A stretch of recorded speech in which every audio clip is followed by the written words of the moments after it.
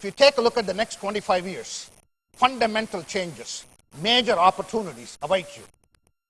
Every one of you in your organizations, you want to fundamentally transform your company. When you're focused on fundamental transformation, I want you to take a look at your strategic plan for 2009.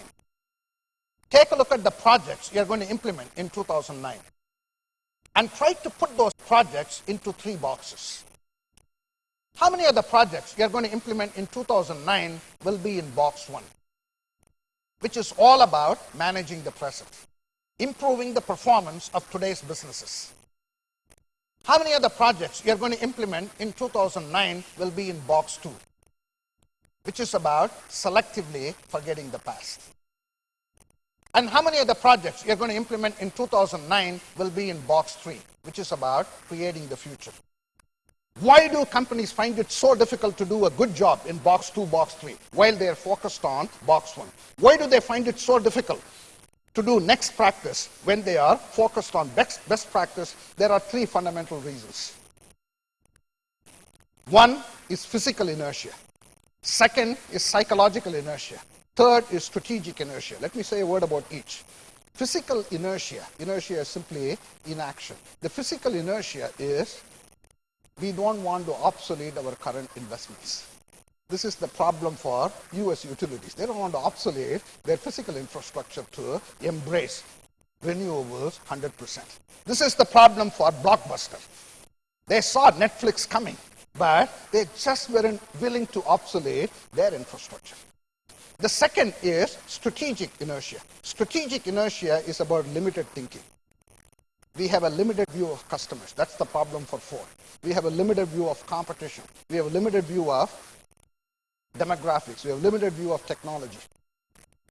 The best example, obviously, is railroads. They used to think other railroads were their only competitor. They thought things which were flying on top of the railroads have nothing to do with their business. The 3rd is psychological inertia. Psychological inertia is mindset.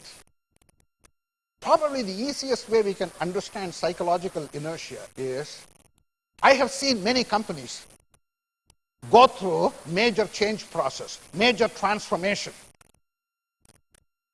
But they will put the same people in the new job, call them something different.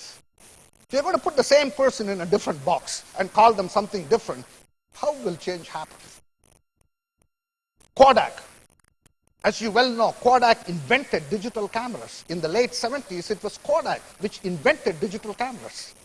But the mistake they made was handed over the business to the person who was running the 3-inch yellow film business and say, make it happen. If I'm running the 3-inch yellow box and somebody gives me the digital business and say, make it happen, there is a psychological inertia. If we want to overcome these inertia, then I say the strategy conversation has to hit upon 5 bullets. Bullet number 1, non-linear shifts. Do we have a shared point of view in the telecom sector, in the clean tech sector, in the healthcare sector, as to what the fundamental changes which are going to transform our industry? Bullet number 2, strategic intent. What is our intent given these non-linear shifts? Incidentally, the best example of strategic intent is Tata Motors' $2,000 car. Intent is the big picture. It's not the details. Can you draw a visual picture of what your company can become in 2030? John F. Kennedy, man on the moon statement. We will put a man on the moon and bring him back before the end of this decade. Think about why did the country get so excited? Certainly when he said bring him back, that added to the excitement, I'm sure. But the visual impact of that. Do you have a strategic intent? Bullet number 3 is current core competencies. Do we have a shared perspective about what our capabilities are? Bullet number 4 to me is the most important. This is a GE terminology, growth playbook. It's just a fancy way of saying what are the projects we are going to implement in 2009. And the projects we implement in 2009 has to have some bearing on the first 3 bullets. Therefore, they have to be in 3 buckets. Bucket number 1, How many projects in 2009 will be in Horizon 1? The projects you are implementing in Horizon 1 are really to strengthen your core business.